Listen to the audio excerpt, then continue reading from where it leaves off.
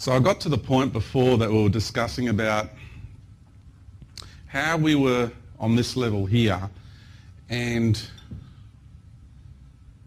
before I go any further, I want to say that what I shared with you in the first session, in the first part, is those key bits of information that are just so important to understand how magnificent you are. Honestly, it is so important to understand how powerful and magnificent each and every one of us is, because we get downtrodden in our lives. What's continually being propagated on this planet, it is notion that humanity needs mentoring, that we are no good, that we are children in comparative to galactic levels of communities, let alone cosmic communities. So it's your choice what you choose to accept as what reality is.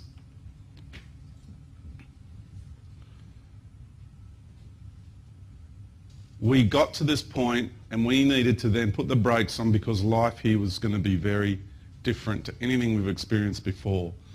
And that thick universal membrane there, that void is there because what goes on down here is, you could say, evil exists down here but doesn't exist up here. That's putting it bluntly and basically. Okay? The version of duality down here is vastly different. Here, everything is in oneness and harmony. Even though I said there's duality all the way up, and people have a problem with that because of their conditioning, they just don't understand light. Okay? If you're up at the light of God, it's light. It's frequency. Okay? It's light. It comes in many versions. So down here, the version of life is vastly different. And here, the only thing that occurs here, which you could term negative in any way, shape or form, is a difference of opinion. And nowhere near what we would call a difference of opinion. Because the moment anyone feels that difference of opinion in there, that means the law of attraction is already dragging them down into this part of the universe. The moment you start to have that happen here, that's right, you've got a difference of opinion. I wish you well on your journey. The knowing, it's not said, it's just a knowing straight away. Because you're already getting those charges happening in a more pronounced fashion. And there's beings who, before they come down here from up this realm, they start dabbling. They're the beings that we interact with, light beings from high dimensions. Because they can't dabble down into here without being affected by universal consciousness.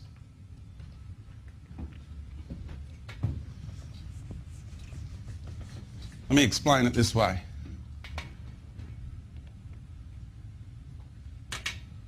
If you have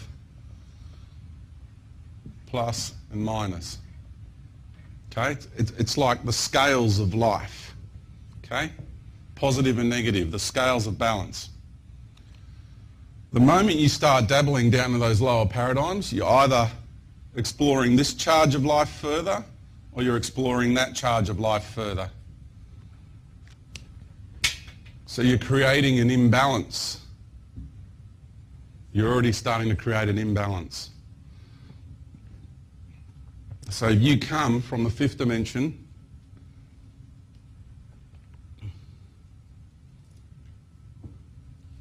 you're up here and you start interacting with life down here, you're creating a more positive charge or negative charge, depending on what you're doing, on your soul.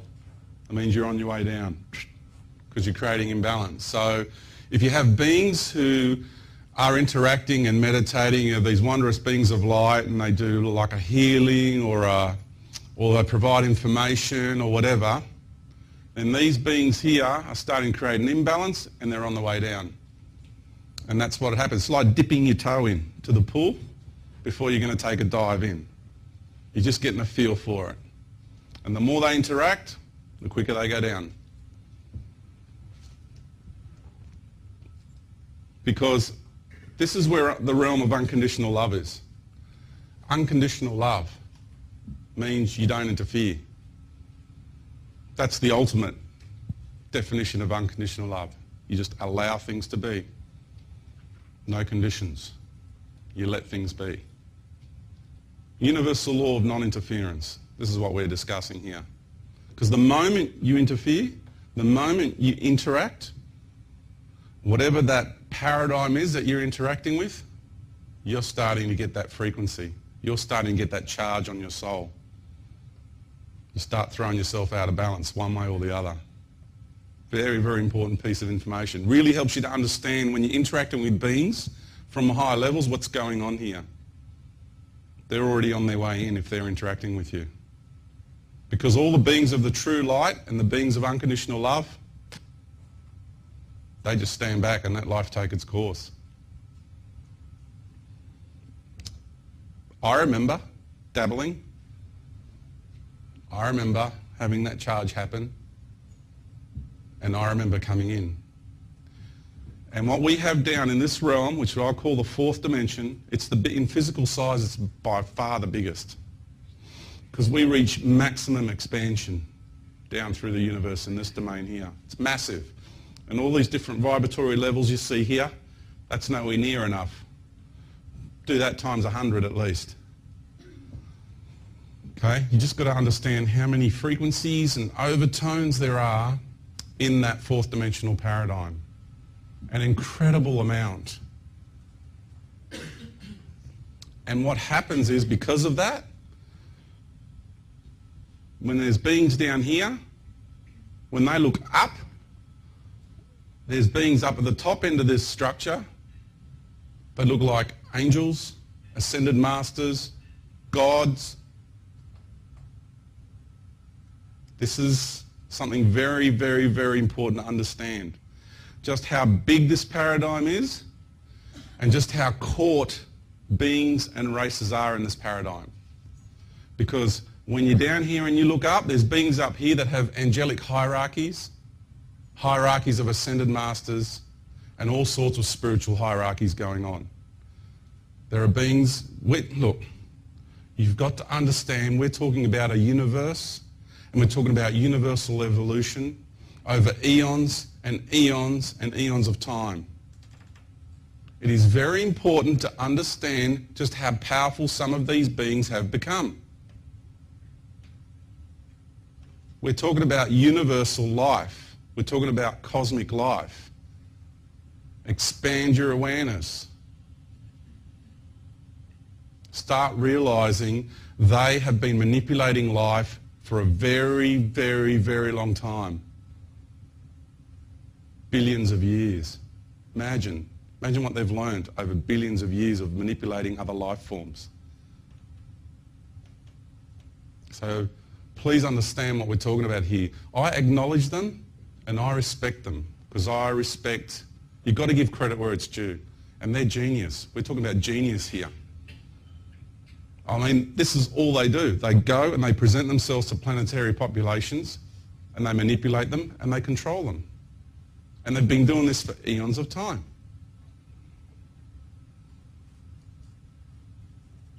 I've gone through the 4D New Age paradigm.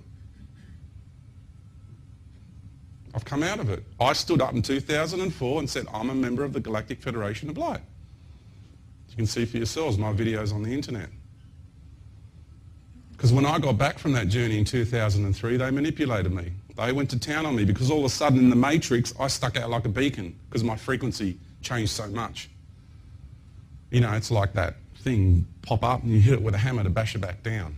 It's that kind of, I can use that as a metaphor, you know? That's what they wanted to do to me. But I wouldn't play their game, so they went to town on me, getting abducted 2 to 3 times a week, memory screenings, brainwashing programs, highly sophisticated ones, highly sophisticated. Because I've had the shadow government versions where they pump you full of drugs and brainwash you with their programs. I've been through that. And I'm very vigilant within myself. Because people say, maybe you're still being manipulated, George. Well, they're trying it on me all the time. I'm very well aware which thoughts are mine and which ones aren't. And don't think you're any different, because no one in here in this room is immune from that. When you really look at your mind, and you really look at your mind in a day, which thoughts are yours, which ones aren't, we'll get into that later. Because I'm telling you, it's frightening for some people to realise that their mind is not even theirs.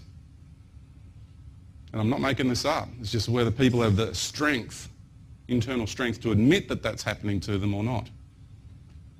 It's understanding what the mind matrix is all about, that we're inside of. So, here we have all these beings here playing gods. One of them, I'll categorically say, is called Jehovah. He resides here. And I know, because I took this journey. I know where he lives. I know where he resides. Down here. He's a 4D entity playing God. And I'll stand up and I'll say it all around the world, because that's fact. That's universal truth. They feed off worship. That's how they become empowered. They enslave races because they want to access life force. That is the key commodity. Forget minerals like gold or anything like that. That's for very low vibrational races who are interested in those sort of things.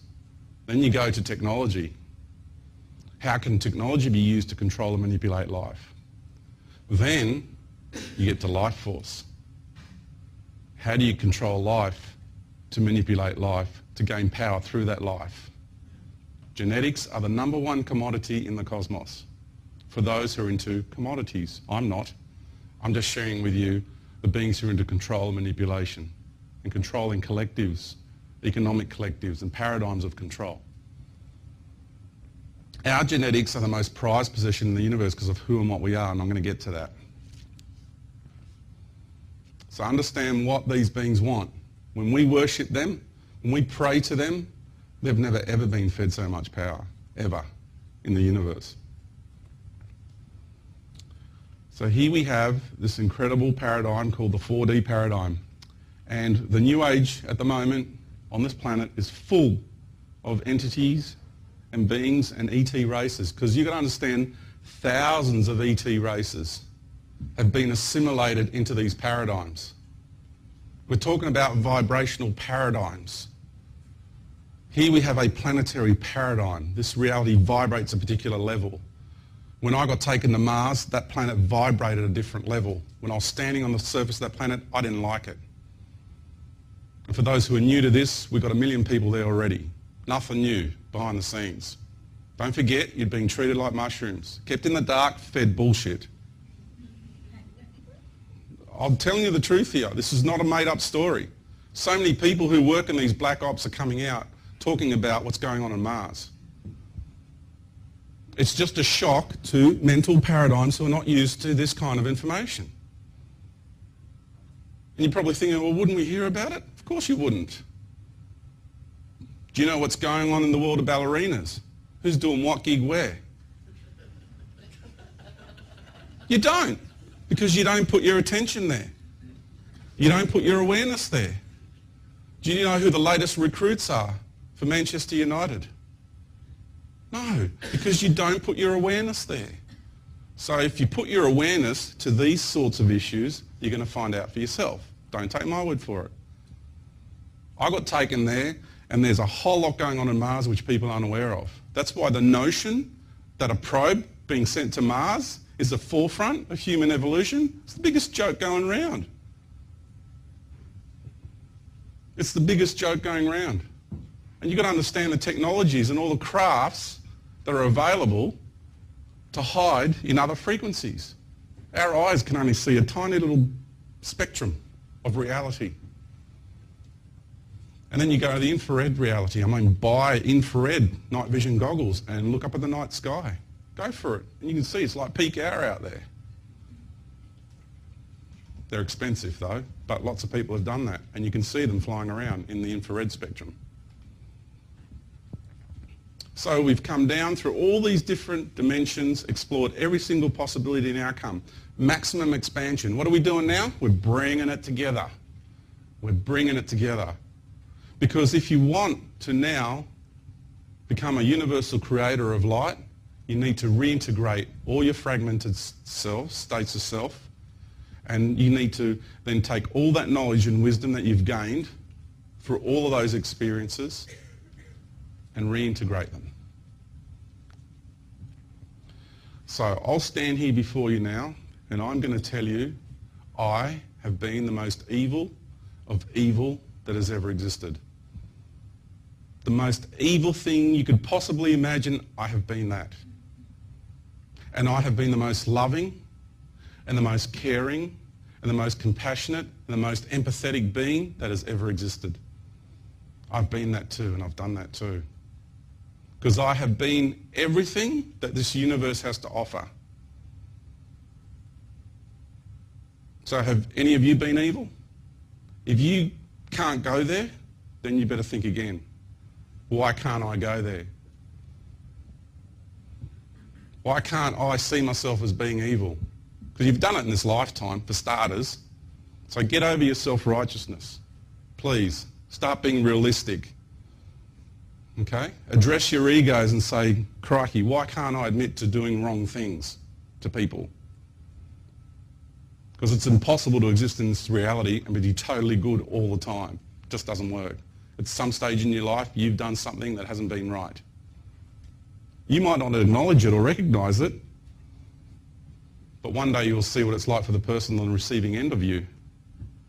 One day soon we're all going to be experiencing.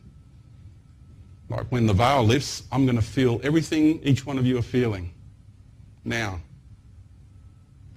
And you're going to feel me experiencing you from up here. So much to talk about today, my goodness. Okay. So when I've said that we are galaxies, that we are universes, that we are galaxies and we are planets and we are stars, please understand, next time you entertain the idea and the concept of oneness, contemplate how integrated we are. We are so one. We are so integrated. I'm inside each and every one of you. I'm inside of you. As you're a universe, I'm inside of you, and to me, you're God in that universe. I'm inside of you as a galaxy.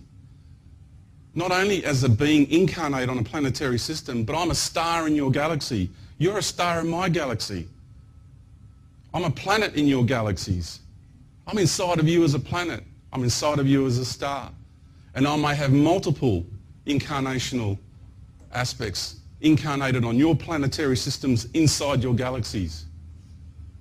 Isn't that amazing? When you really, really start to feel that, to understand that. Because we get this thing, oh, we're all one, it's all beautiful, isn't that great? What level are you processing that on? Because if you only keep it on this level, then you're no greater than the collective, like a beehive or an ant's nest. They're all one. Right? Let's go deep. Let's go expansive. Let's go both ways and really look at life and its actual construct. I mean, crikey, we are so integrated. We're all inside one another in so many different forms. Wow, we're all one. Whew, that is awesome. And so once we got to this maximum expansion, let's bring it back together. So how's that process going to be? Because how is it we found ourselves on planet Earth at this time? This is where this is leading to. This is, who are we all? Where do we come from? What are we doing here? So I've explained as far as my awareness can where we've come from and who and what we are. Now I'm getting to what planet Earth is all about and what the human race is all about. I want you to have a look at that.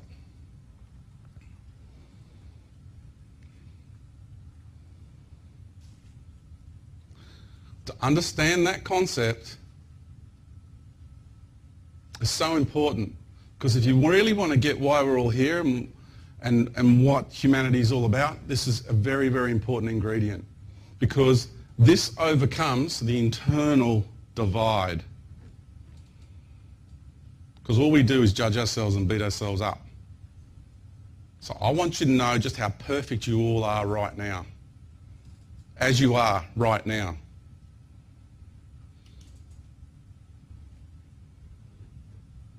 You don't have to become like a priest or a monk or anything in order to be spiritual, in order to ascend.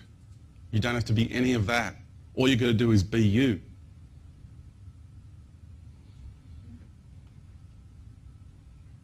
Mother Earth, how is it we found ourselves right here on this planet? Why is it we're here? And why are we in these male-female forms having this incredible experience? Just a few more quick images of the cosmos there, just for the expansion of our awareness.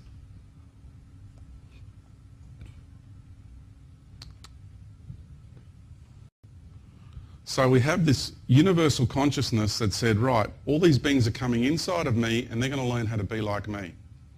So what's the best way to go about it? So the female aspect of this consciousness, of this universal consciousness, the Creator, Divine Mother, whatever you want to call her, said, I'm going to manifest myself as a galaxy because it's the female energy that spawns life, that life is birthed through. She's the one that facilitates that process. So she created a galactic womb, and we call it the Milky Way galaxy. That's why we call it the Milky Way galaxy, because it's the nurturing of the mother's milk. It's understanding where all these names come from. Why? Why is it called the Milky Way galaxy? Who is this galaxy we're inside of? Remember I said we're all galaxies, but who's the Milky Way galaxy? So first of all, before you even get to understand who Mother Earth is, understand the galaxy you're inside of.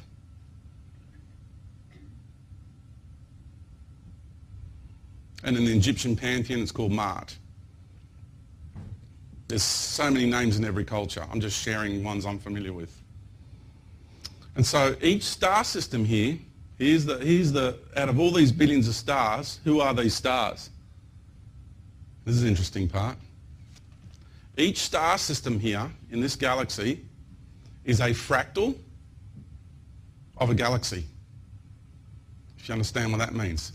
You get a whole galaxy and you compress the expression of that whole entire galactic consciousness and you compress it down into a star system. That version of that galaxy as it is.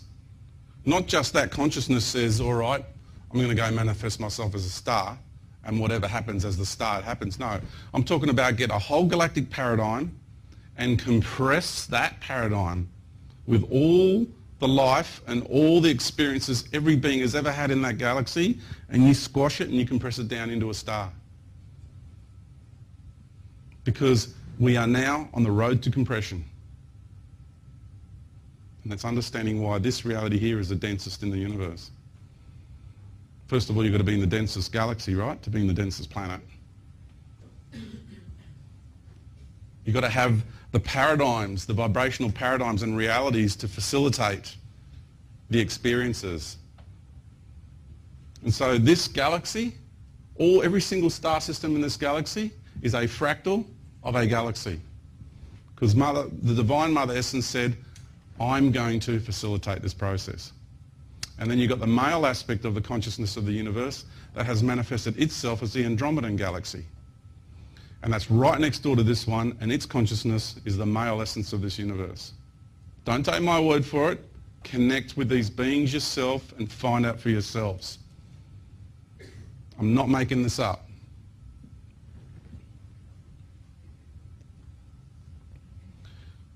And so what we're looking at now is a stepping down of universal consciousness to facilitate this process firsthand. And we're on the road to compression.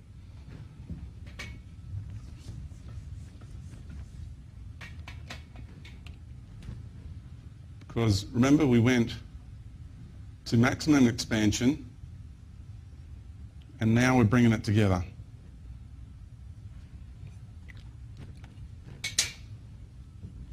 You can go back the other way, but the compression journey into integration is shorter.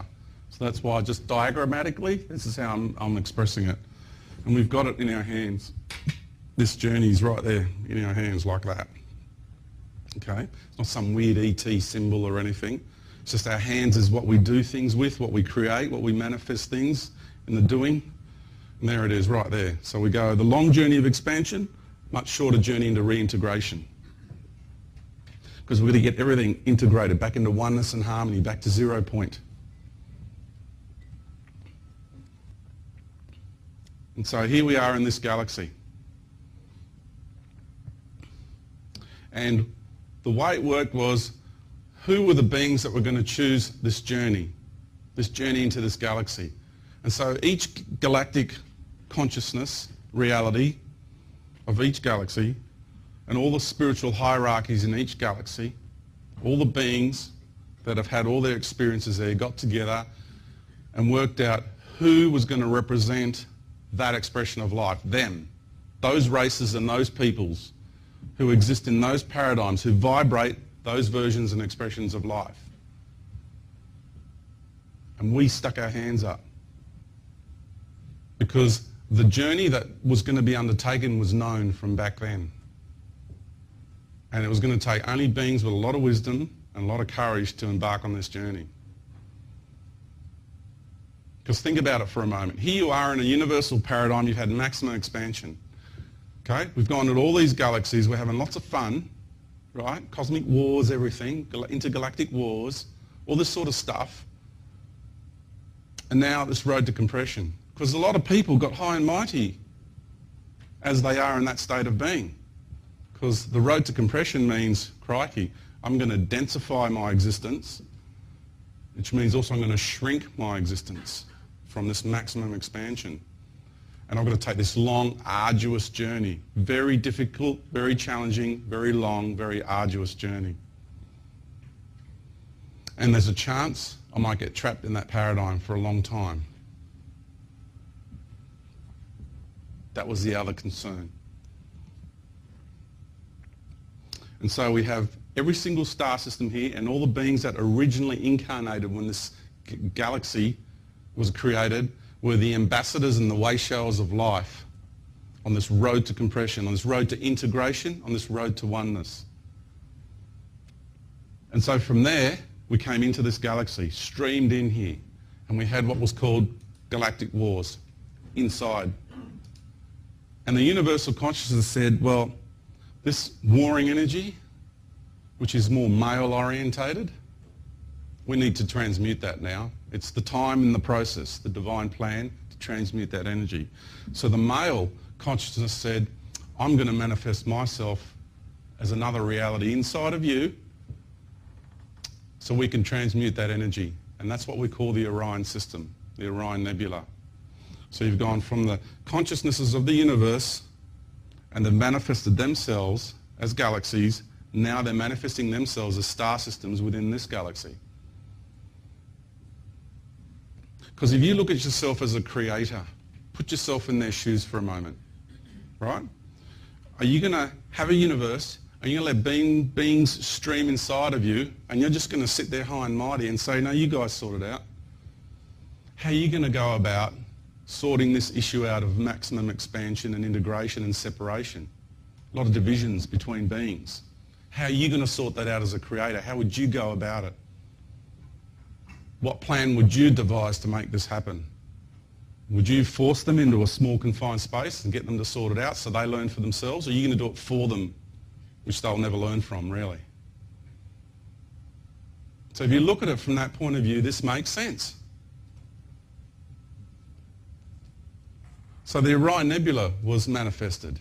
And it's big. Don't think the Orion system is small. You know, when you look at the saucepan and all that up in the sky, some of those stars are trillions of miles apart, light years apart. You just see them as though they're flat, but one's much deeper than the other. They just look like they're all in a row together. No way. The Orion Nebula is massive. It's like a mini galaxy within this galaxy. And when we all went into there, oh, well, I did. Some of you might not have, but I think everybody did, really, because you need to experience everything in life. We had a lot of wars, the Orion Wars, and that's what the Star Wars shows were all about. What you saw in those Star Wars programs was so close to the truth. Those sort of empires, those sort of wars, they all existed. This is not a sci-fi story. This is reality. It's big cosmos. That's why so many people loved it. They connected with it.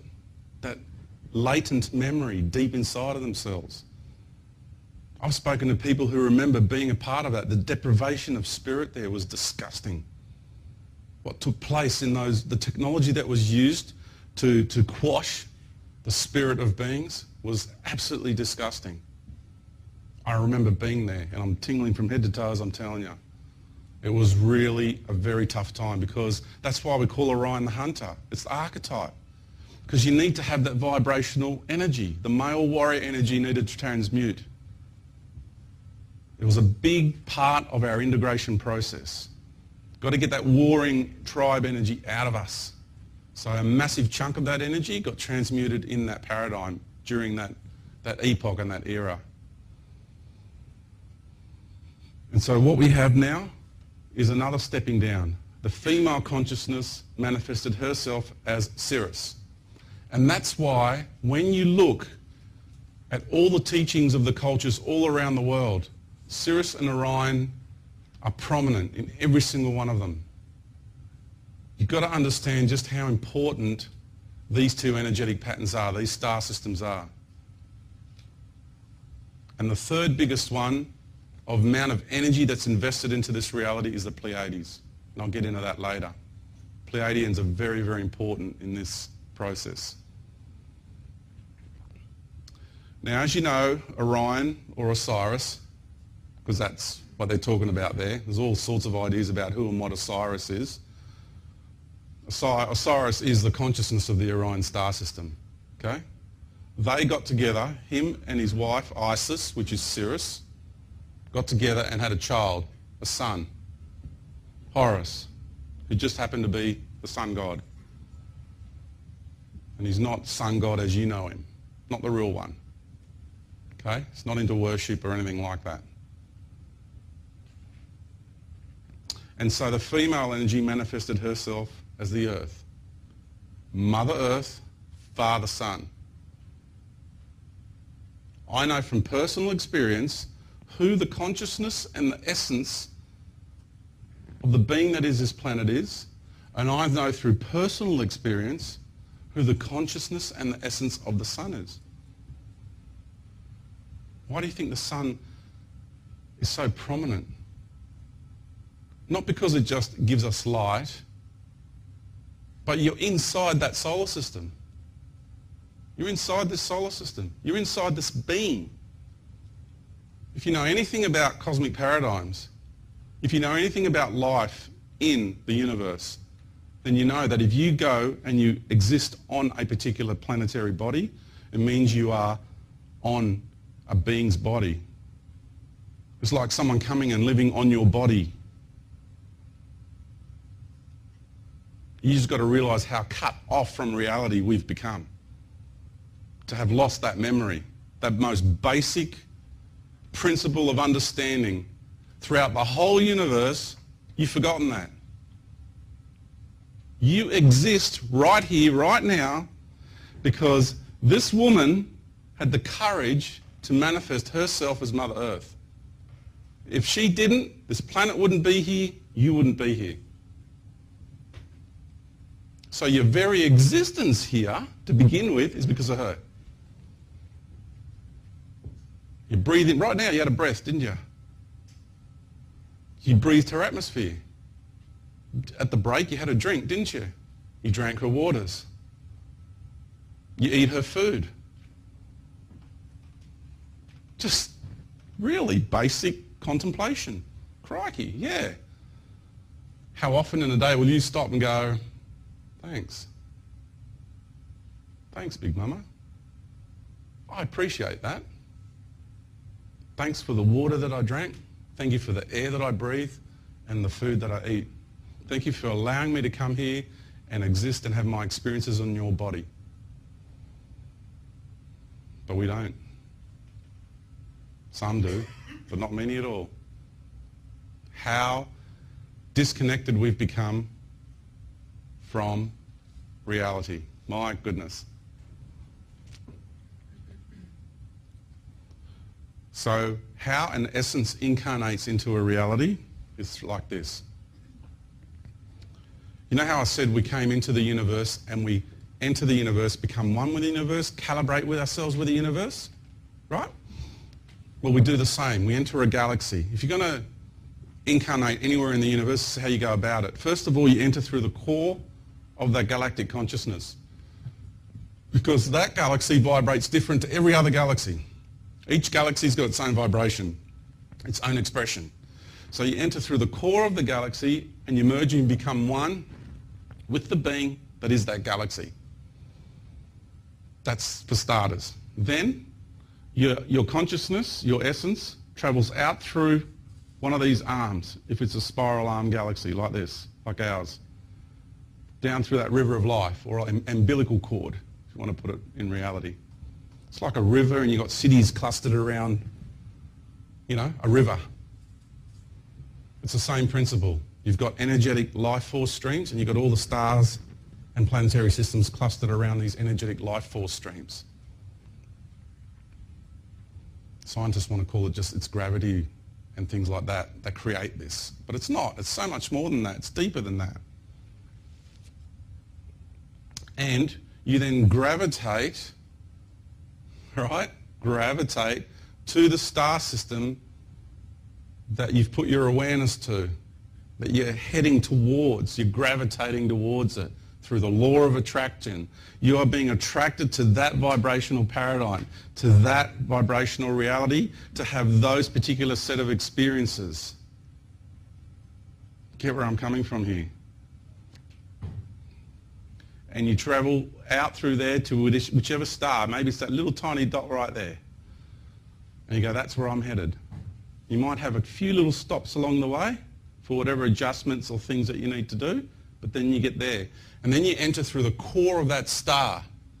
Now I'm talking about an organic incarnational construct. I'm not talking about walk-ins. I'm not talking about being put here by an ET race via a spaceship. I'm talking about a universal organic incarnational construct. Okay? Then we enter through the core and the essence of that star, because you're going to exist inside the vibrational paradigm and reality of that star system, that solar system. So you've got to acclimatise yourself to that reality so you can exist in that harmoniously. So you've forgotten how just integrated you are with the sun. What do you think Akhenaten was trying to say? It's not worship the sun. He's trying to explain the construct. But archaeologists won't do that. They've got to maintain the status quo of this brainwashing paradigm. It's sun worship. What a load of rubbish. It's not sun worship. It's merely explaining the construct of life. I'll give you an analogy. Closed-minded archaeologists who want to defend their religion and their belief system will go to an ancient cave painting and they will see an ancient person, ancient tribesperson, killing an animal and him holding the heart up like this. And I go, oh look, he just sacrificed that animal to appease his god. Blood sacrifice. That's what they'll say. That's their interpretation. Because they're brainwashed into believing that's what used to happen. But they have absolutely no concept of the idea that he's honouring the spirit of that animal for sacrificing its life so that he could eat and feed his family and continue to survive in this reality. How different is that interpretation? How different is what really happened to the interpretation that gets forced and rammed into the psyche of the human race in today's world? Because apparently we're more advanced than ever before, apparently. And that's a load of BS as well. We are about as primitive as life has ever existed on this planet ever. It's devolution, not evolution. Big difference. There is no way they can reconstruct the pyramids today. And they know they can't. Here's another example. When the Aswan Dam was built, here you have statues of Ramesses that weighed thousands of tons. The most advanced crane technology we had in the 60s could not lift those statues. Just to move them a few hundred metres, they had to cut them into 3 pieces. The maximum weight possible with the most advanced cranes that we had on the planet in our lives today, because we're more advanced, right? Could not lift those statues. They could only lift a third of the weight of those statues. And it took them a whole 6 months to move them a few hundred metres. And you're going to get told that a bunch of savages with a few logs built those statues, transported them and erected them. That is insanity. And people believe them. That is total insanity.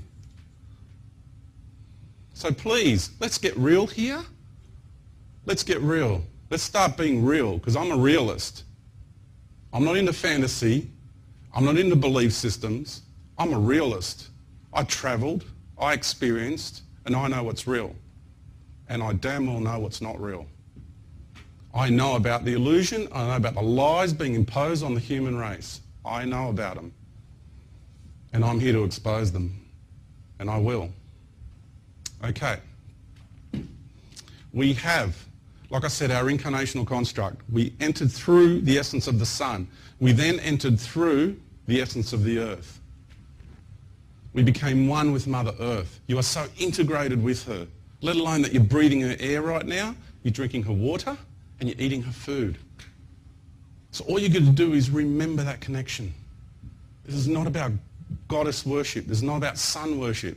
This is about re-remembering our incarnational constructs, our organic construct to life. Because anybody who meditates and goes within themselves, they'll tell you where you go from there next. Straight down to the core of the earth. Then you go to the core of the sun, then your consciousness goes out into the rest of the universe. That's the path. That's the natural flow. The Holy Trinity, Father, Son, Mother Earth, you. That's the real Holy Trinity here. Local Holy Trinity, not universal. If you don't understand life on this level, how can you possibly expect to understand universally the construct of life? So what I recommend people to do is start re-remembering their very basic existence here to start with. Start there. Just go local first. Don't worry about all these ETs coming here telling you about all this other stuff. Because they want to bypass that organic connection. They've got another agenda. And if you meet any ET from the true light, they're going to encourage you to go within yourself and start getting that organic connection happening once again. That's what they do, because they know the truth.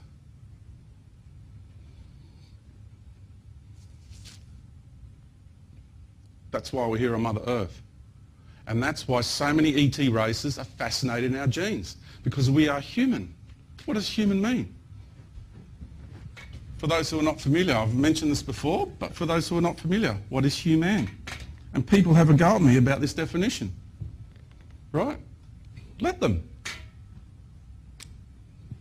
Let them have a go, all they like. Man.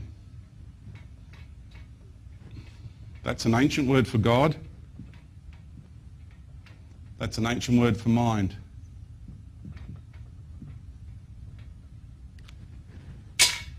Godly beings of godly mind. You can go looking that up, go right ahead. But people are defending their belief systems. They don't want the word Hugh to mean God. That's, again, why are we called human? Why is we call her Mother Earth? It's understanding who Aya was as well. It's just understanding why things are labelled the way they are.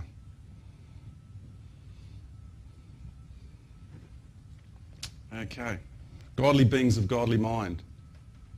What's our DNA? What's our genetics? Who are we the embodiment of? Because this is the microcosm of the macrocosm. Road to compression. Because remember, we are compressing everything. Everything. So now we have taken a whole universal paradigm and we have now compressed it into one planetary system. Nowhere else in the universe is life as diverse as it is here. Nowhere. And through this veil of illusion that we've got here, that our minds are plugged into, the planetary matrix, and then you get past the cosmic matrix that these other ET races are imposing on humanity as well, and you get to reality, then you realise out there, multitudes of life throughout the universe hold us in the highest esteem, the highest regard, and they know that we are the way showers. They know, because they are our family. And they're watching us with unconditional love, being exposed to all this deception, to all these lies, and they're standing back and they're just watching us go through it. Because just like you let a friend go through a difficult relationship, you try to help them, but you know it's best not to interfere. So what you do is you stand back and you just allow them to go through it. Haven't we all done this in life? Yeah. So it's important that we do that. Otherwise they won't learn. And then you start creating all this charge on your beingness. It's not a good thing.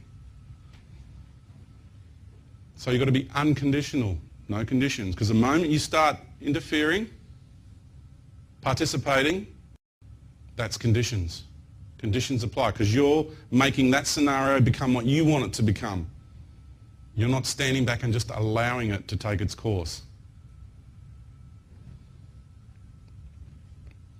So we are the microcosm of the macrocosm. And the human form has been created because we carry all the codes of the universe. Because we have taken this incredibly long journey down through all the dimensions of the universe.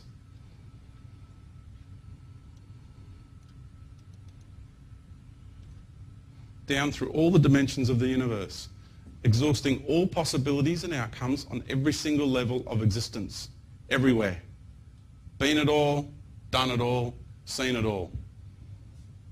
Now we take all that wisdom and we reintegrate it now. All that expansion and fragmentation, we're bringing it back. And this has been the process into this galaxy, through all the processes this galaxy had to offer, and then funneled right down in a compressed state on Mother Earth. That's why this is the most dense reality in the universe.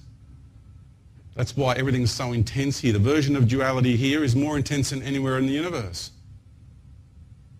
If you understand that, that makes perfect sense. What I just shared with you. Makes perfect sense. That's been our pathway, and we are the way showers. And we only see 2 strands of DNA in the scientific world because the other 10 are being kept from us.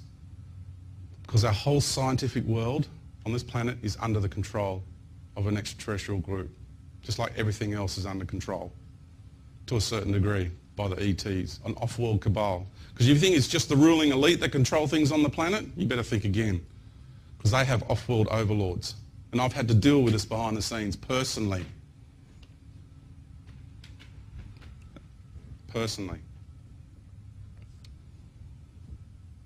So we've done everything, we've been everything. So we are now going to go through a process here on Mother Earth. You know, I talked about the birthing process before. Because if you take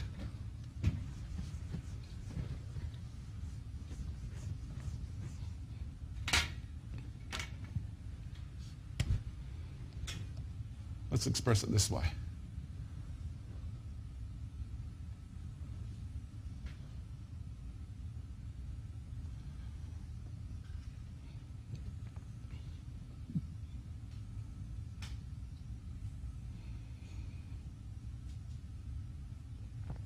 Okay. A wheel within a wheel. I'm going to give you my interpretation of what Ezekiel was saying, because you've got to understand how people thought back then. He wasn't explaining that these ships that were flying in the skies were a wheel within a wheel in a mechanical sense. Back then, if you said a wheel within a wheel, what you were saying was a cycle within a cycle. A cycle within a cycle, a life cycle within a life cycle. It is the basic explanation of the mindset at the time of the people in ancient times of saying how people come from another dimension. I say to you here in English now, these are beings from other dimensions. How did they say that back then? They were from a cycle within another cycle, a wheel within a wheel. That's the explanation. You just got to think how they thought. People approach ancient scripts and ancient writings with today's mindset. They don't understand how people felt and thought back then. You've got to take that into consideration, the cultural understandings and the way they perceived life at the time and why things were written the way they were written. That is a crop circle design of late too in the last few years, if you're not aware. So, what we have here is all of these cycles now converging in one point in time. Let me explain it this way as well, so you understand what I'm saying, you get a feel for it. Because each one of those cycles that I drew was each one of your experiences in different dimensional levels. Oops, do the other side. Then you understand what the big deal about the Mayan calendar and all the other calendars is. So you have your big cycle, and you have a smaller one within that. So I'm just drawing it now in waveform because people see things and comprehend things in different ways. So other people might understand this concept better. This is, again, a cycle within a cycle.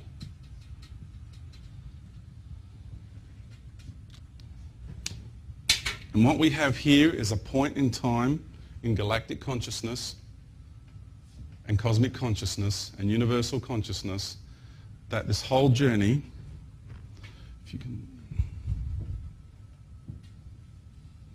down through the universe, so you have from the point we entered here to the point in time that we're about to experience in the next 2 years is the biggest cycle, the biggest wave. Then by the time you got to here, that'll be the next one. Because it's a shorter cycle. Now from there to the end is shorter. From there down is shorter, right? So it's all your different experiences. Now when we got to here, I mean there's just so many, I can't physically draw them, all right? You've got to understand this is just a diagrammatic expression of what I'm trying to say here. But they all were going to converge at one point. And that's bringing all those experiences on every level together at one point in time, because we're bringing them back to oneness. We're bringing them back to 0 point. We're integrating everything. Everything we've been, everything we've done. We're integrating it all. And as crazy and deluded and fantastic as that sounds, that's reality. And you're going to find out for yourselves very soon. That's why I stand up here and say this stuff. You're going to find out for yourselves really soon. And I'm excited about that. I am, because the outcome's incredible. The outcome of this process is so incredible. Because after you walk off here today, get on with your lives. I'm not trying to sell you a book. Okay, there was a DVD out there for those who wanted it. Right? But I'm not selling courses. I'm not interested in followers, because that totally is opposite to what I'm about. I'm about empowering you individually to give you this perspective on life. Because this is about self-empowerment. This is about knowing who we are and where we come from. So all I'm doing, I'm providing triggers. That's it. I'm just providing a trigger to help people re-remember who they are and where it is they come from. That's all I'm interested in doing. Nothing beyond that.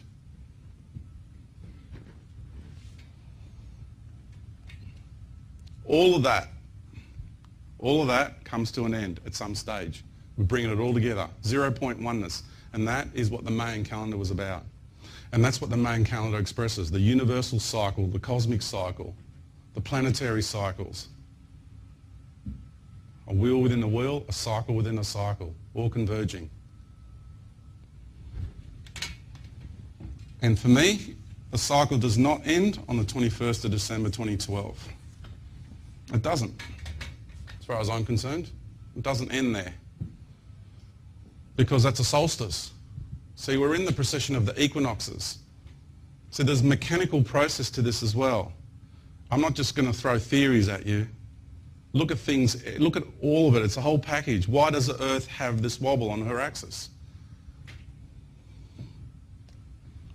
And why does the wobble, which is a cycle in itself, so all I've done is I've taken a cycle and I've opened it up. Okay? So we're looking at it in a linear fashion now, okay? It's like when you go off the Earth, she's a round ball. And then you come down on the Earth, it opens up, it looks flat. Remember? Vortex of light, go inside of it, paradigm opens up.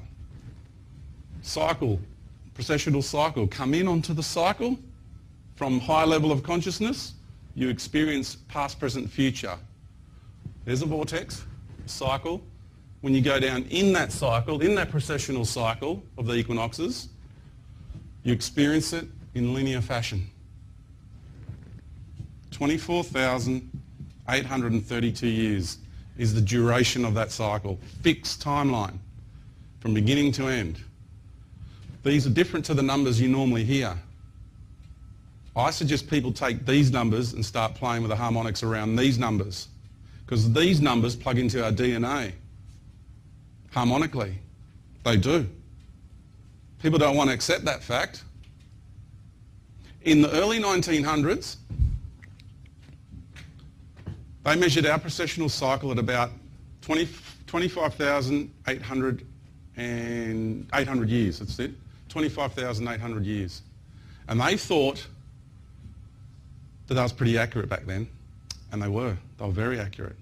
And then they recalculated the precessional cycle in around the 80s. And they came up with 25,920 years. And because they did it with computers, and they measured the cycle at the time, they thought that's it. That's the duration.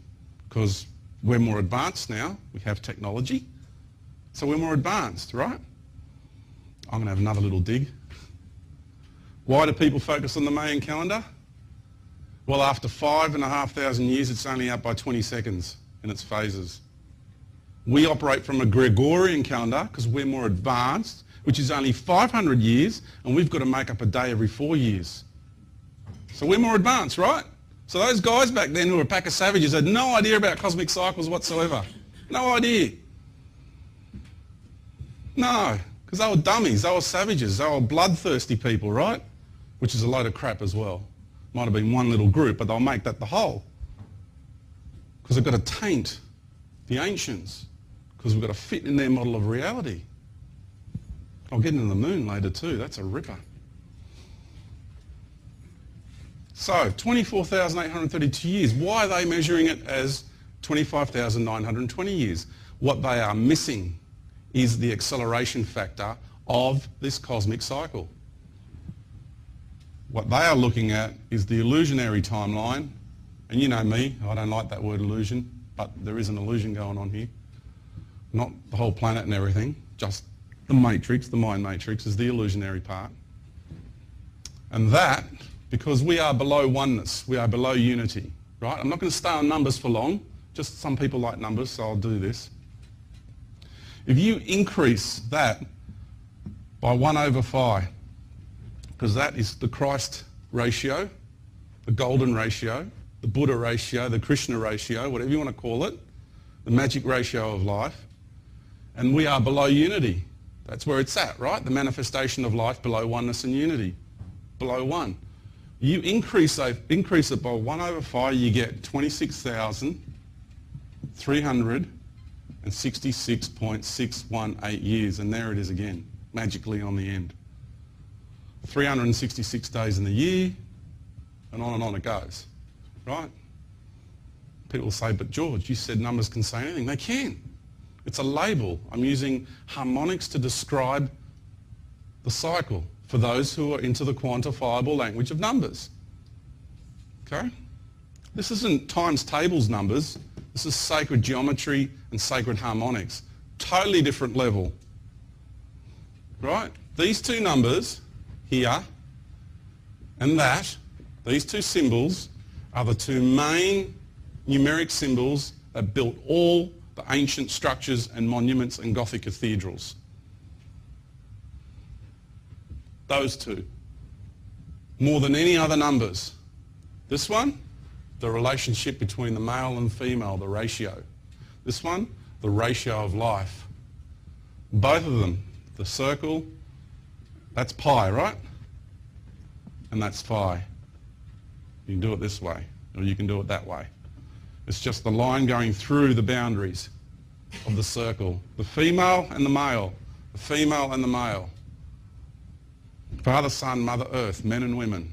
It's understanding the building blocks of life here. We're talking about numbers that describe life to its total capacity. Not number crunching times tables and other formulas, algebra and things like that. That is just robotic mathematics. That is not life mathematics. So if they were to recalculate, and I challenge any scientist right now, I lay that challenge out. Get your equipment and recalculate the precession of the equinox. And you'll see it's over 26,000 years now because it's accelerating. And the precession of the equinoxes do not finish on the 21st of December 2012. It finishes on the 21st of March 2013. That is when actually the cycle ends.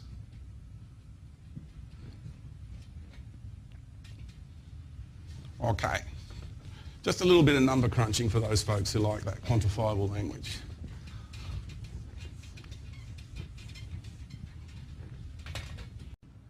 If people actually take the time and objectively look at what I'm saying, and I included the word objectively because everybody will come at it from their own belief system.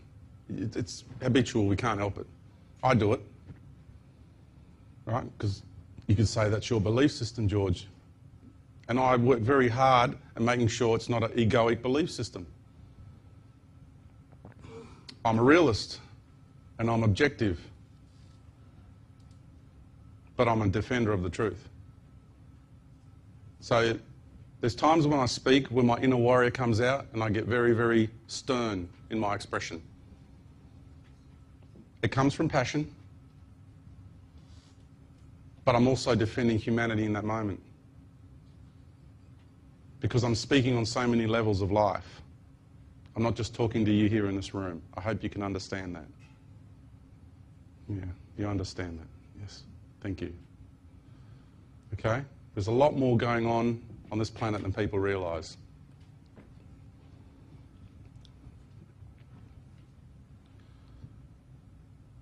What we are about to become, the magnitude of what we are about to become is so profound because we're taking all of that universal existence and we are compressing it all into a single embodiment. When Mother Earth reaches the point of the 21st of March 2013, she's going to activate her planetary light body. And people go, well, what does that mean?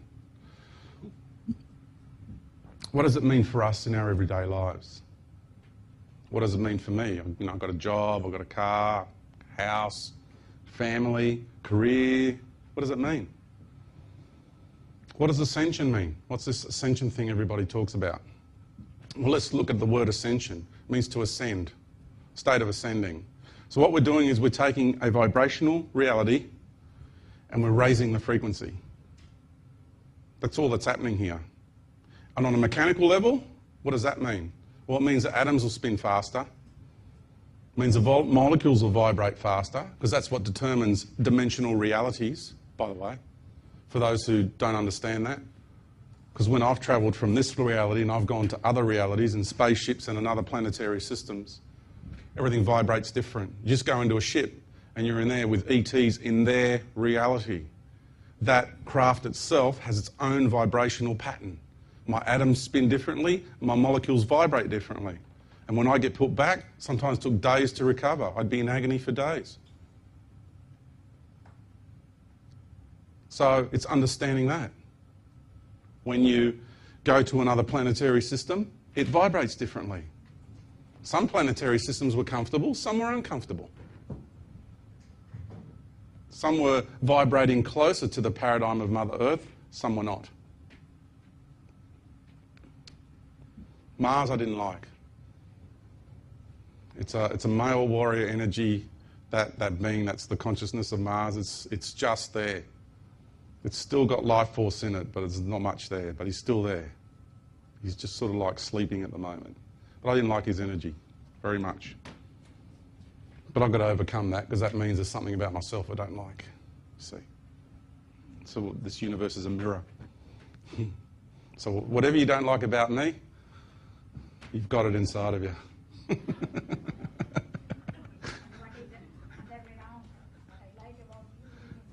Yeah. And what I like about all of you is all the love inside of me. Yeah, thank you. And so, why is Mother Earth about to do this? Because at the very end of this process, the whole idea of becoming a universal creator, we're at the end of that very long process. And when she becomes a being of light, so do we. It's a symbiotic process. And so she's about to give birth to a whole new race of beings in the universe. And that's a whole planetary race of universal creators of love and light. I know it's a bit love and light thing, but it's true. It's true. We've learnt the construct. It's where I'm going. It's what I'm doing. You don't have to come where I'm going. Because later on when I start talking about all the ETs and stuff, and I get down to the nitty-gritty and the down and dirty of what they want to do, if you resonate with them and you want to go on their ships with them, by all means, that's your soul journey. Okay? So please, everybody's got their own individual journey happening here, and I'm just sharing with you what I know life to be and where I'm headed. So you make your own choice for your own life and do what's right for you. I would like very much for you to come along. That's reality. Okay? I'm being as unconditional loving as I can in this capacity as George right now. I very much would like for you to come where I'm going. I really would. But I also love you no less if you don't. Okay? So Mother Earth is about to ascend. She's about to give birth to this new race of life in the universe. A whole planetary race of universal consciousness. Beings that embody universal consciousness. We will not have an energetic centre of any kind. We will be pure expression of light. Just pure light. And you go, George, but that already exists in the universe. No, it doesn't. Not in this format. No way. Nowhere near it. There are beings that are posing as light beings. You just got to understand how far this goes. But nothing like this version. This is taking everything that you've done, everything that you've been, and compressing it into one embodiment. And that's not all. It doesn't stop there. Because then your consciousness will go and start creating its own universe through the construct of light. And off you go. And then that embodiment part of you will go back into this universe. Not back in, but, will go throughout this universe and continue to teach and show the way. So the story does not end. This ascension thing is not final destination. It's just the next phase in our journeys. It's just, we came into this universe and we wanted to learn how to be like this universe. That's all it is. So on one level, it's not that big a deal, because we're already universes, aren't we? We're all hanging out together on a universal level, and we're all inside one another, learning how to be like one another. And you know what God is, and so you don't have to do this, God business. Because none of us are into that on a universal level. Really. I mean, if you're inside of me and you're inside my universe, are you going to get on your knees and pray to me like a God? Are you? I hope not. Because I don't like that. We see everyone as equal. We're just having our journeys. We're experiencing life and we're having our journeys and we're enjoying ourselves. We're enjoying ourselves in life. Are there challenges in this universe? Oh yeah, because of its nature. It's division, light, polarization, frequency, vibration. It's in the nature of this universe to create that separated state of being. Right? So the challenges that we experience in this universe Okay? I will go as far as saying, as far as I'm aware, are the toughest going around. These other constructs, I can't comprehend them inside this universe. There's something else. And that's saying that does life exist beyond light? Of course it does. Because if you say light is all there is, right, then immediately you put a finite existence on life. Life is infinite.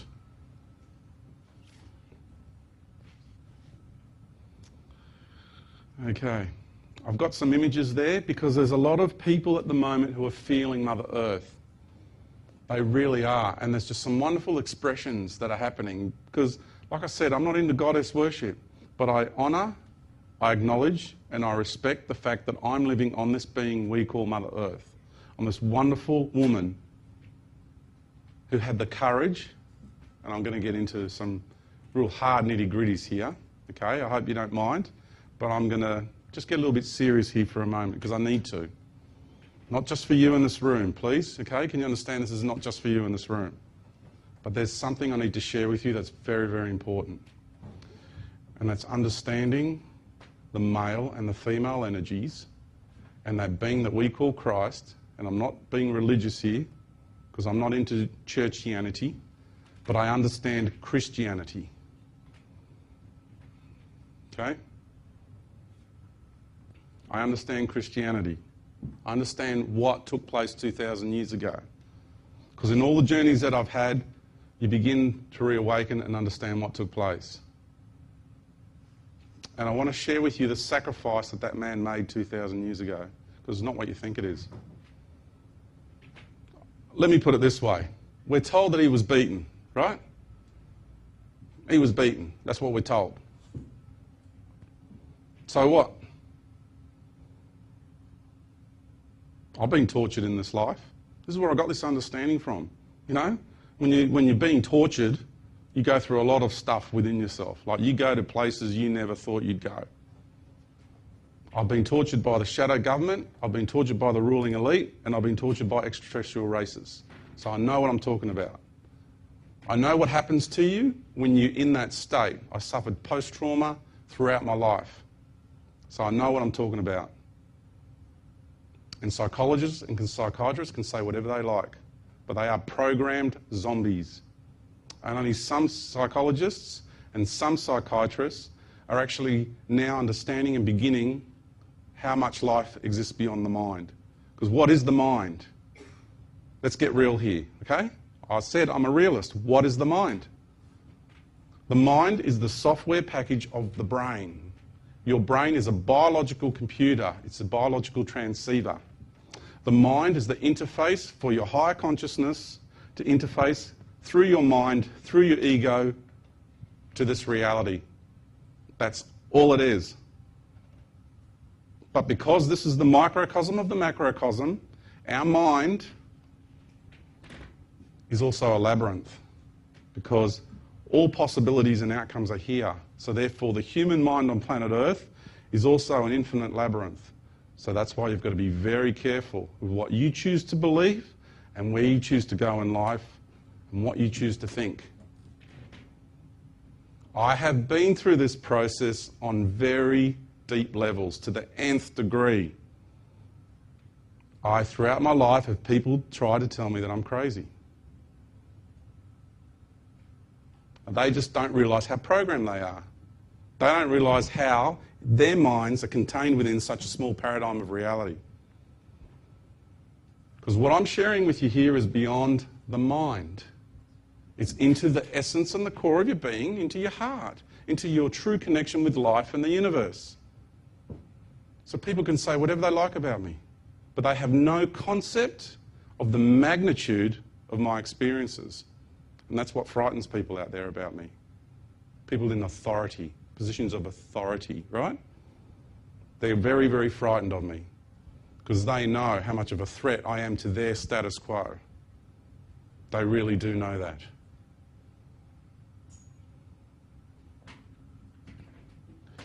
The sacrifice that being made 2,000 years ago, there's a group who will say he never existed. Because who is he? Who was Buddha, by the way? I won't just focus on one. incarnation of this one and the same consciousness. Did you get what I just said? In this life, I'm called George. In this life, Cynthia's called Cynthia. What was she called in the previous life? What were you called in the previous life? You had a different name, right? You grew up in a different culture. Same spirit, different name, different embodiment, different culture. So when you hear the term, was Jesus God walking this earth? Yes, he was. Absolutely he was. It was the creator of this universe walking this earth. Was he into worship? Nope. Not at all. Was Buddha into worship? Not at all. Was Krishna into worship? Not at all. One and the same being, one and the same consciousness. And all the other versions of these one and the same consciousness throughout history on this planet. Did Jesus only ever come once to this planet? Yes, he did, as Jesus. I've only been here once as George. So is that statement true? Yes. But you see how they play with it. They'll take a truth and they'll twist it. They'll put a slant on it. But has the essence of Jesus, the consciousness of Jesus ever been to this planet before? Absolutely, many times over. And he's been here since. He came as King Arthur. And people, you'll get told that's just a fable as well. And yes, the round table was at Stonehenge. And yes, it was a reunion of the 12 apostles. And who are the 12 apostles anyway? They're the 12 archetypal personalities of the Creator. Anyway, let's get back to the sacrifice, because this is so important. This is what people don't know. I'm giving you the truth, the hidden truth. This is underneath the Vatican here. They are frightened of people knowing this piece of information. What I'm about to share with you is so potent to know this piece of information.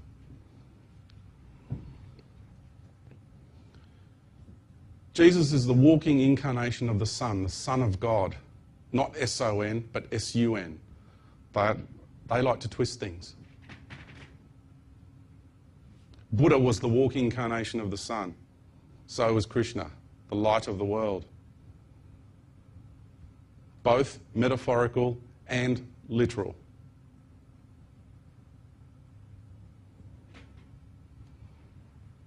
When he came here 2,000 years ago, Mary Magdalene was his twin flame, the incarnational aspect of Mother Earth. Horace and Hathor, Father, Son, Mother Earth. So many cultures have the same thing. But what do? They call Mary Magdalene a prostitute. How convenient. Why would they do that? Ask yourself, why would they do that? Why would she get put down like that? Who is she to be put down like that? Why are you taught to glorify the masculine, and why is the feminine called a prostitute? Because if you are a galactic cabal and you want to control a planetary population, what you must do first of all is control the energetic patterns and the essence of the consciousness of that planet. So if you want to control humanity here, control the feminine.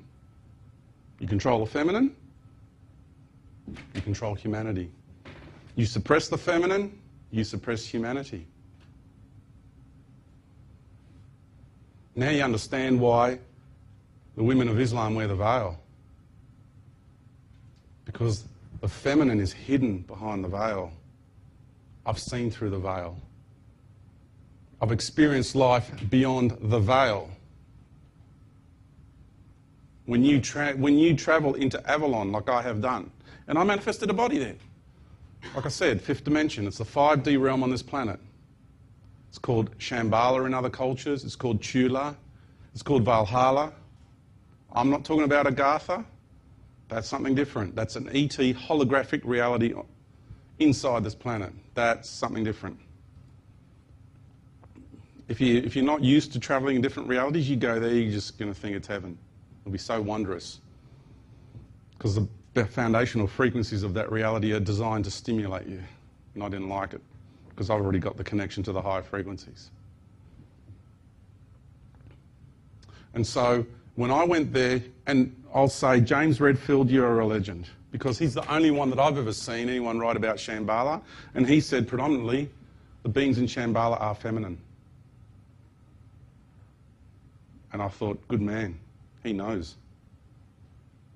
People think he's just writing stories, but he knows.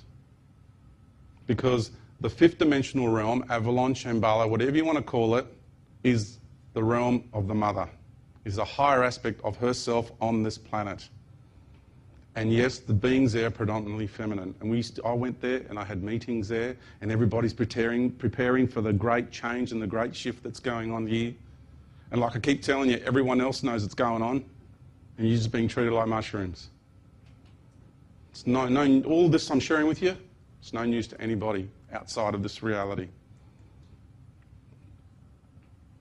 And so Mary Magdalene and her 12 apostles, which gets largely left out, by the way, or shall we say her 12 high priestesses, right, which conveniently gets left out.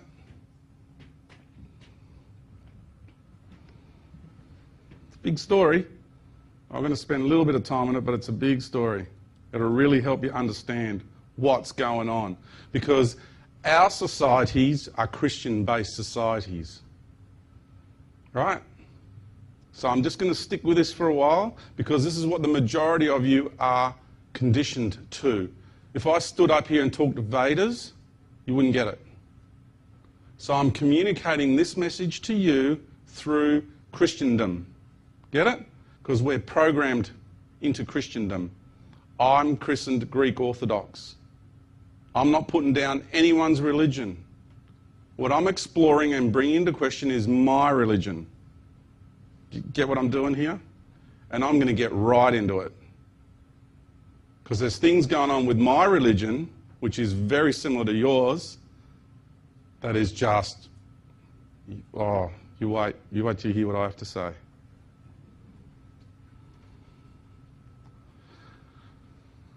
I'll go to this image. This one's a good one. Because that's not a man slaying the dragon there. That's a woman. And this is what is happening behind the scenes, by the way. Because you've got good and bad dragons, right? But there's a nasty group of dragons who are not very kind to Mother Earth at all. This is what's happening. Oh, this is where I did my talk in Barcelona. I didn't know. We're just walking into the foyer of the building, and this was just hanging on the wall. And I thought, I've got to take a photo of that. How appropriate. How appropriate. The timing was beautiful. It's a great tapestry, that.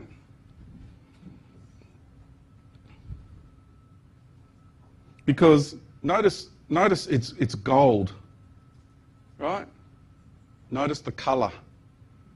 Right? Because if you were to see a being showering you with golden light right now, what would you think? I'm telling you, don't ever judge a book by its cover. That cliche is more true now than it ever has been in your lives. Because there are beings that are coming here, and they are going to play the charade on humanity like you wouldn't believe. It's already happening in all the secret societies and all the ruling elite groups behind the scenes. Who they're in contact with in their little secret rituals that they do would absolutely shock you. And they truly believe they are talking to Isis and to Horus and to Jesus and to Buddha. They truly believe that that's who they're communicating with, that these beings are manifesting in front of them. And it's a charade. So, let me just quickly go here, because this is all part of it. If anything is going to be manifest in this reality, we have this universal symbol here. The circle and the cross, right? The Celtic cross, isn't it?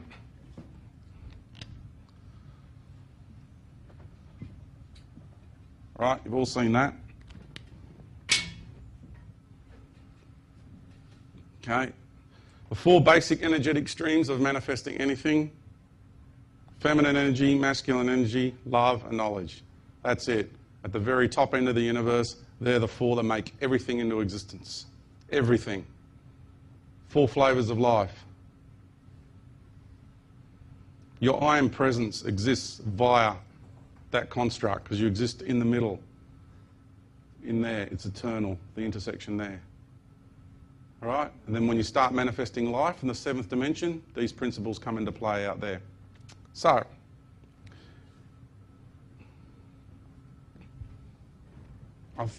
you familiar with that? Interesting, eh? Celtic cross, medicine wheel. There's a theme emerging here that this symbol is actually used everywhere.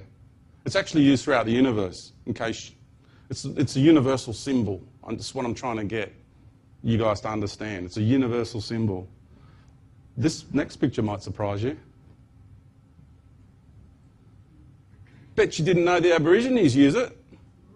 How about that? It's very important for the Australian Aborigines. And look what this elder called it. The Mayan waterhole. How about that? The Mayan waterhole. The sacred waterhole of the Aborigines. What does that mean? It doesn't just mean a pond on their land. It's sacred for them. The moment you see waterhole, you go, okay, waters, the sacred waters, the baptismal waters. What does it mean? It means the ocean, the greater ocean of consciousness of life. Who did the baptizing, do you reckon? Who did the baptizing? This is where I'm leading to with all of this. Who did the baptizing? You heard a guy called John did it, don't you? So tell me, is that John sitting next to Jesus in the painting of Da Vinci? Is it? If you want to defend your belief system, you'll say, of course it is. It looks like a woman to me. I think Da Vinci was trying to say something. I didn't arrive at this through this process, right? I knew this, but I'm just sharing this process with you to get you to understand it. This planet is a woman. It is the divine feminine consciousness of this universe. So now tell me, who has the final say? Who grants people access to power here? When King Arthur wanted to retrieve the sword, which is knowledge and wisdom, by the way, and truth. That's what the sword represents. Because when you speak it, you ram it through lies and illusion, and it hurts. That's what the sword represents. Samurai, way of the sword of Troy, throughout every culture. Right? The female has the final say. He had to go to the Lady of the Lake to retrieve the sword. He had to get her permission to access the higher knowledge and the higher wisdom. Get used to the idea that you're on a woman's body, and not just any woman, the divine mother consciousness of this universe. No worship, merely understanding, acknowledgement, respect. That's it. Remembrance, let's throw that one in. Understanding your construct here.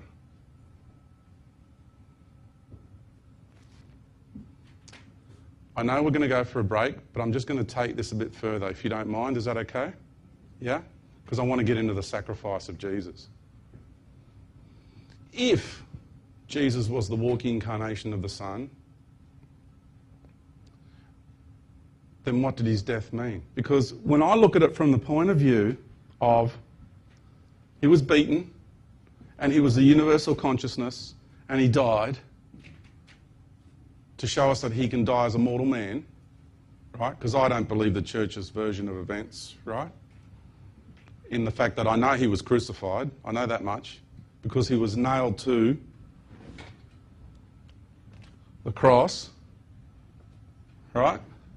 Wasn't he? He was nailed to the cross.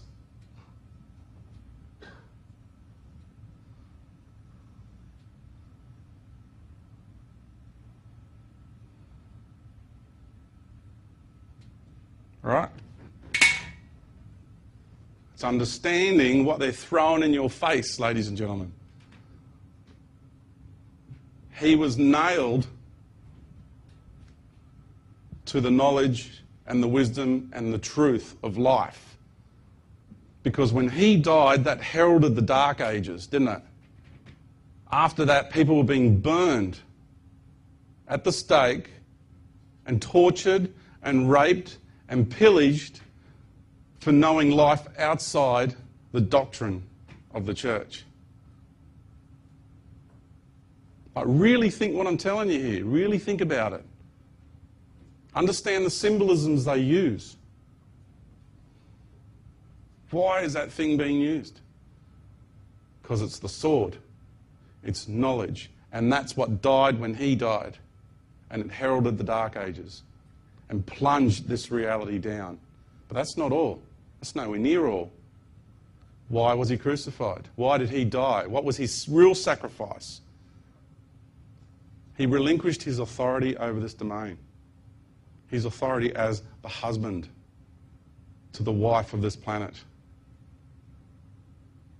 Now I'll get to the real sacrifice. Because anybody who's ever loved a woman, any man who's ever loved a woman, any man who's ever loved another man who has a feminine nature about them. Right? So any male aspect who's loving a female aspect. Let me just share this with you now. Because when he relinquished his authority over this domain, it heralded the Dark Ages. It was a man stepping back from his wife and in full view of his wife as the son, watching his wife getting marauded by dark energies.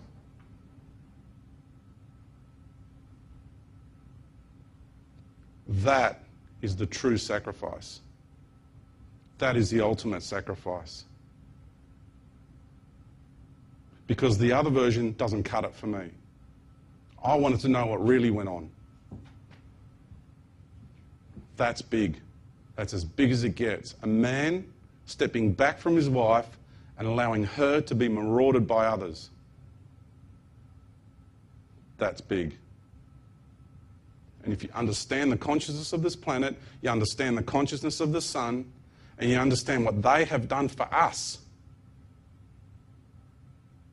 What they have done for us. She volunteered to be raped and plundered and pillaged and tortured for eons of time. And in this last end of this cycle, so intensely. And she knew her husband was going to step back and just let it happen. Both of them. Then you begin to understand what the real sacrifice is that's going here. Because you wouldn't have had these incarnational experiences. That environment that's here wouldn't have been created. They had to step back and allow this place to just plunge into this dark, infested reality. So you can come here, have the experiences you had, and do the final stages of reintegration into your soul. Now, symbolically, you can say they died for our sins. Metaphoric, symbolic interpretation of what I just shared with you in detail, in fact, in reality. That's big. Anyone who's in a relationship, would you step back from your partner and allow others to maraud them? But mostly a man stepping back from his woman. A male energy, in whatever embodiment it is, stepping back from a female energy. Whereas two women in a relationship or two men in a relationship. One's always more masculine, one's always more feminine. Right? So you know what I'm talking about. Any walk of life you're in. This is what we're talking about here. That's big. Please, I know I'm ending on a bit of a sour note, but it's not. Because when you understand their sacrifice, you understand just how important we all are, and you understand the magnitude of the love they have for us and what they have done for us here. The courage it took to do what they have done. This is the truth. This is what's hidden in the Vatican. This is what they don't want you to know. And I challenge any clergyman to take me on this subject. I lay the gauntlet down because truth is truth. And they will try and word things and do the intellectual steptoe and impose their paradigms. But if I'm going to drive that sword, they're going to hurt. And they're not going to like what I'm going to have to say to them. Because there's a whole lot more where that came from.